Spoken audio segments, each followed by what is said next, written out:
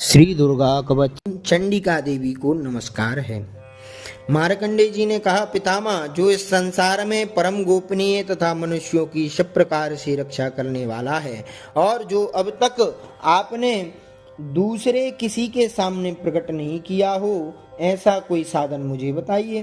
ब्रह्मा जी बोले, ब्रह्मन, ऐसा साधन तो एक देवी का कवच ही है, जो गोपनीय से भी परम गोपनीय, पवित्र तथा संपूर्ण प्राणियों का उपकार करने वाला है। महामुने, उसे श्रवण करो।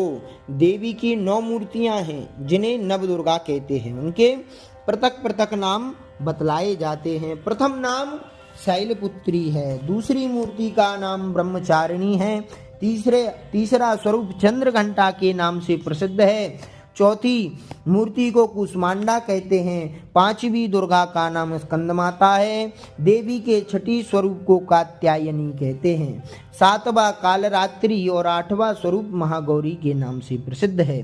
नवी दुर्गा का नाम सिद्धिदात्री है। ये सब नाम सर्वज्ञ महात्मा वेद भगवान के द्वारा ही प्रतिपादित हुए हैं। जो मनुष्य अग्नि में जल रहा हो, रणभूमि में शत्रुओं से घिर गया हो और विषम संकट में फंस गया हो तथा इस प्रकार भय से आतुर होकर जो भगवती दुर्गा की शरण में प्राप्त हुए हों, उनका कभी कोई अमंगल नहीं होता। युद्ध के समय संकट में पड़ने पर भी उनके ऊपर कोई विपत्ति नहीं दिखाई देती, उन्हें शोक, दुख और भय की प्राप्ति नहीं होती। जिन्होंने भक्ति पूर्वक देवी का स्मरण किया है, उनका निश्चय ही अभ्युदय होता है।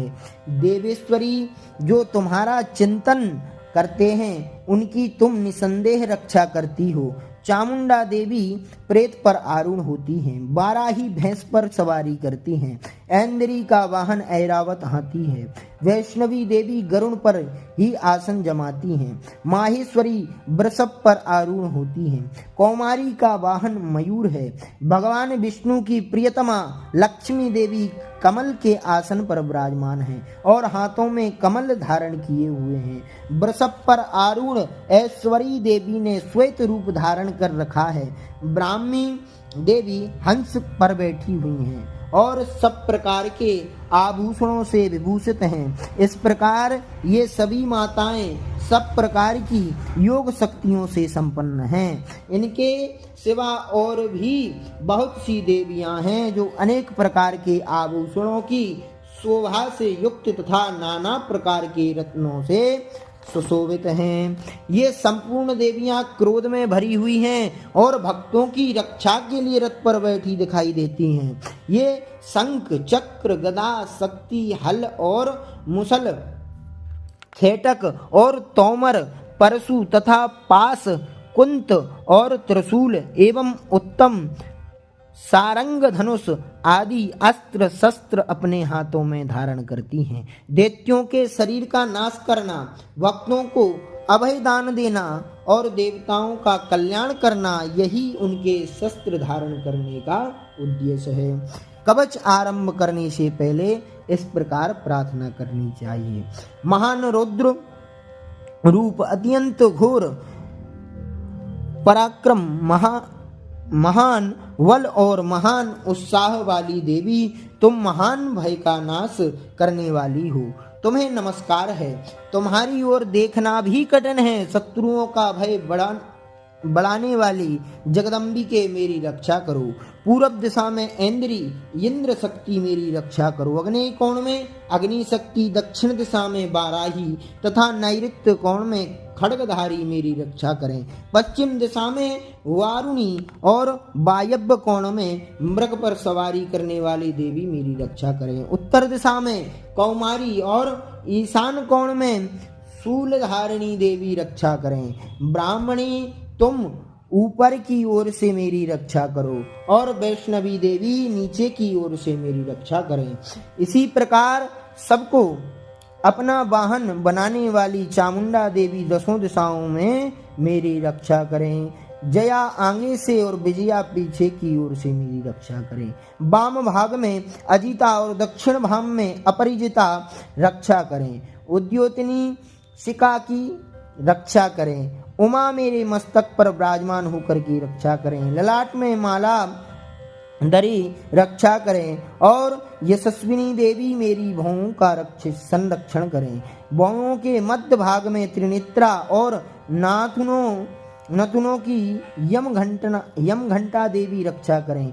दोनों नेत्रों के मध्य भाग में संकिनी और कानों में द्वारवासिनी रक्षा करें। कालिका देवी कपोलों की रक्षा तथा भगवती सांकरी कानों के मूल भाग की रक्षा करें। नासिका में सुगंधा और ऊपर के ओंठों में चर्चिका देवी रक्षा करें। नीचे के ओंठ में अमृत कला तथा जिह्वा में सरस्वती देवी रक्षा करें। कौमारी दांतों की और चंडिका कंठ प्रदेश की रक्षा करें। चित्र घंटा गले की गाटी की और महामाया तालू में रहकर रक्षा करें। कामाक्षी ठोड़ी पर और सर्वमंगला मेरी वाणी की रक्षा करें। भद्रकाली ग्रीवा में और धनुर्धरी पृष्ठवंश मेरुदंड में रह करके रक्षा करें। कंठ के बाहरी भाग में नील ग्रीवा और कंठ की नील में नलकुवरी रक्षा करें। दोनों कंधों में खड्गनी और मेरी दोनों भुजाओं की वज्रधारणी रक्षा करें। दोनों हाथों में दंडनी और उंगलियों में अंबिका रक्षा करें। शूलेश्वरी नाखूनों की रक्षा करें। कुलेश्वरी कुक्षी पेट में रहकर रक्षा करें। महादेवी दोनों स्तनों की रक्षा करें और शोक विनाशिनी देवी मन की रक्षा करें। ललिता देवी हृदय में और शूलधारिणी उदर में रह करके रक्षा करें। नाभि में कामिनी और गुह्य भाग में गुह्येश्वरी रक्षा करें।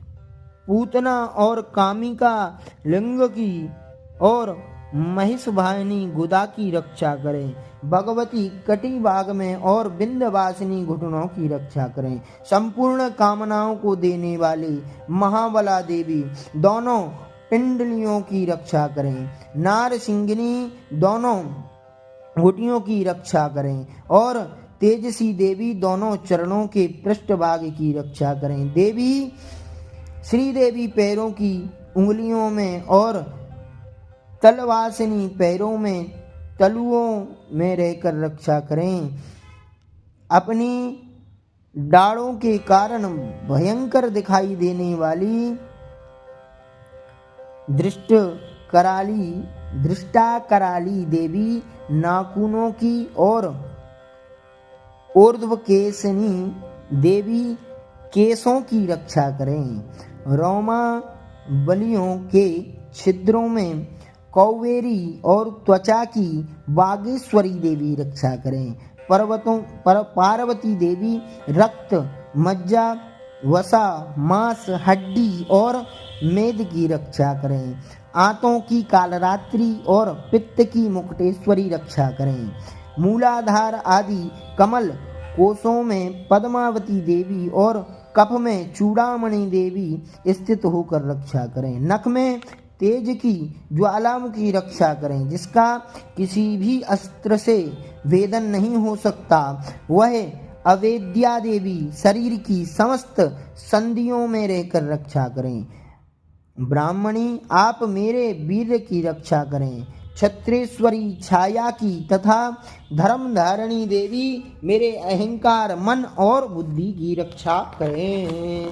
हाथ में वज्र धारण करने वाली वज्रस्ता देवी मेरे प्राण अपान व्यान उदान और समान वायु की रक्षा करें। कल्याण से शोभित होने वाली भगवती कल्याण शोभना मेरे प्राणी की रक्षा करें। रस रूप गंध शब्द और स्पर्श इन विषयों का अनुभव करते समय योगिनी देवी रक्षा करें तथा सत्वगुण रजोगुण और तमोगुण की रक्षा सदा नारायणी देवी करें। बाराही आयु की रक्षा करें।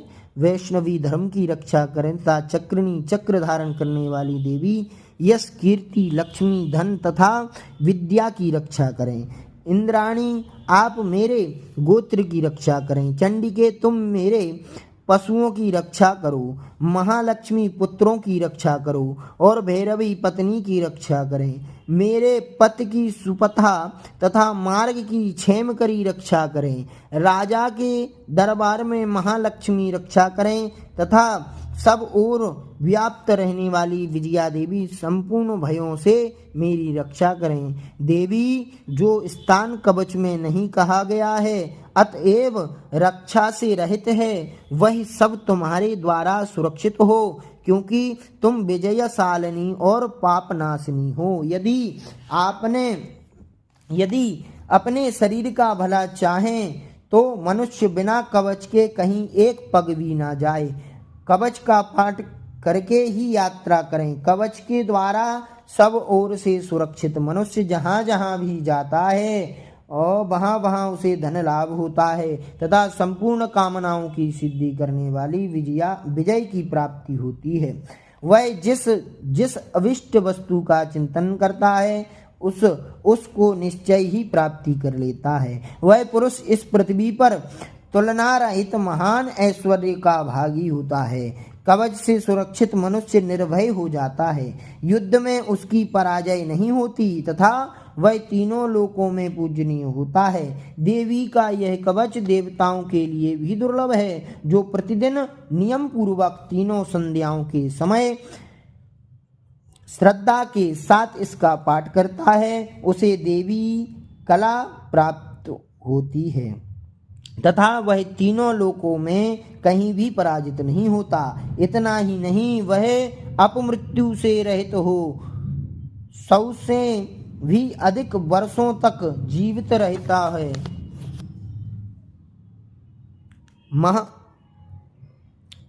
मकरी, चेचक और कोढ़ आदि उसकी संपूर्ण व्याधियां नष्ट हो जाती हैं। कनेर, भांग, अफीम, धतूरे आदि का स्थावर विष, सांप और बिच्छू आदि के काटने से जड़ा हुआ जंगम विष तथा अहिफेन और तेल के संयोग आदि से बनने वाला कृत्रिम विष, ये सभी प्रकार के विष दूर हो जाते हैं, उनका कोई असर नहीं होता। इस पृथ्वी पर मरण, मोह आदि जितने अविचारिक प्रयोग होते हैं तथा इसके प्रकार के जितने मंत्र यंत्र होते हैं वे सब इस कवच को हृदय में धारण कर लेने से उस मनुष्य को देखते ही नष्ट हो जाते हैं। यही नहीं, पृथ्वी पर विचरने वाले ग्राम देवता, आकाशचारी देव विशेष, जल के संबंध से प्रकट होने वाले गण, उपदेश मात्र से सिद्ध होने वाले निम्न कोटि के देवता, अपने जन्म के साथ प्रकट होने वाले देवता, कुल देवता, माला, कंठमाला आदि डाकनी, शाकनी, अंतरिक्ष में विचरने वाली अत्यंत बलवती भयानक डाकनी, ग्रह, भूत, पिशाच, यक्ष, गंधर्व, राक्षस, ब्रह्म राक्षस, बेताल, कुष्मांड और भैरव आदि अनिष्ट कारक देवता भी हृदय में कवच धारण किए रहने पर उस मनुष्य को देखते ही भाग जाते हैं। कवचधारी पुरुष को राजा के समान बुद्धि प्राप्त होती है। यह कवच मनुष्य के तेज की वृद्धि करने वाला और उत्तम है। कवच का पाठ करने वाला पुरुष अपनी कीर्ति से विभूषित भूतल पर अपने सुयश के साथ साथ वृद्धि को प्राप्त होता है। जो पहले कवच का पाठ करके उसके बाद सप्तशती चंडी का पाठ करता है, उसकी जब तक वन, पर्वत और काननों सहित यह पृथ्वी टिकी रहती है तब तक यहाँ पुत्र, पौत्र आदि संतान परंपरा बनी रहती है। फिर देह का अंत होने पर वह पुरुष भगवती महामाया के प्रसाद से उस नित्य परम पद को प्राप्त होता है जो देवताओं के लिए भी दुर्लभ है। वह सुंदर दिव्य रूप धारण करता है और कल्याणमय शिव के साथ आनंद का भागी होता है। इसी के साथ दिव्य कवच को हम सभी लोग प्रणाम करते हैं। बोलिए अम्बे परम्बे जगदम्बे मात की जय।